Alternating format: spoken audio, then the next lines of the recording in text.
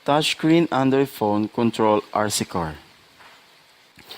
Today is year 2015. Nowadays, the technologies of RC car, there are many ways to control the RC car without cable or wireless.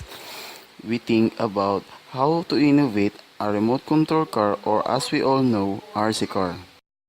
Statement of the problem. Technologies today help solve problems we are encountering in our everyday lives.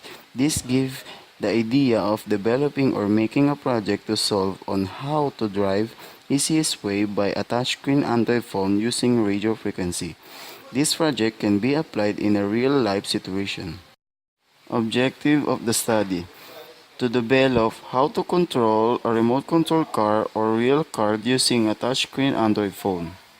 Specific objectives: to create a microcontroller circuit for the system, to create program for the system, to enable the connectivity of the prototype car transmitting using a radio frequency via Android, to enable the prototype to be controlled by using accelerometer.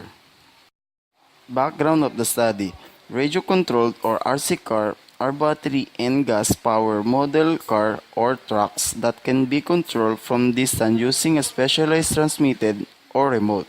The term RC has been used to mean both remote-controlled and radio-controlled, where remote-controlled includes that are connected to their controlled by wire, but common use of RC car today usually refer to a vehicle controlled by radio frequency. Significance of the study. This prototype began success. It can be applied to real car, and it will be easy up the burden of the driver in driving a car while in traffic at the same time. Scope and limitation. The remote control car can be controlled as far as 35 meters away. If exceeds, it will lose control. Android phone is also open source, while the iPhone phone have operating system named iOS is closed source. Related literature. The history of RC car way back 1936, the Model Car Racing Association was formed in England and catered for rubber drive cars, as well as clockwork. It may well be worth pointing out that 4WD rubber band drive car could accelerate to 40 mph. In under 35 seconds, the car would be released and run in a straight line to the finish.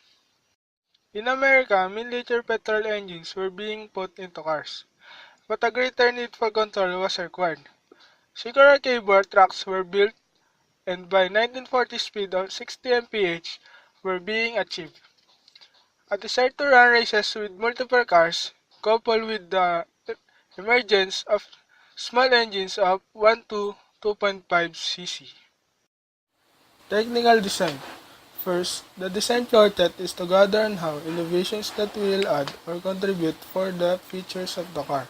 Second, to review the principle behind the touchscreen Android phone controlled remote control car. Third, to design the installation of it. Fourth, to prove if this project can be applied in real cars, safety use, and this driver can drive in easiest way. First, we need a regular remote-controlled car. RC car parts have motor, batteries, potentiometer, transmitter, relay, sensor, receiver, and resistor. When we disassemble a regular remote-controlled car, this list of fixing materials are need to assemble a touchscreen Android phone-controlled RC car.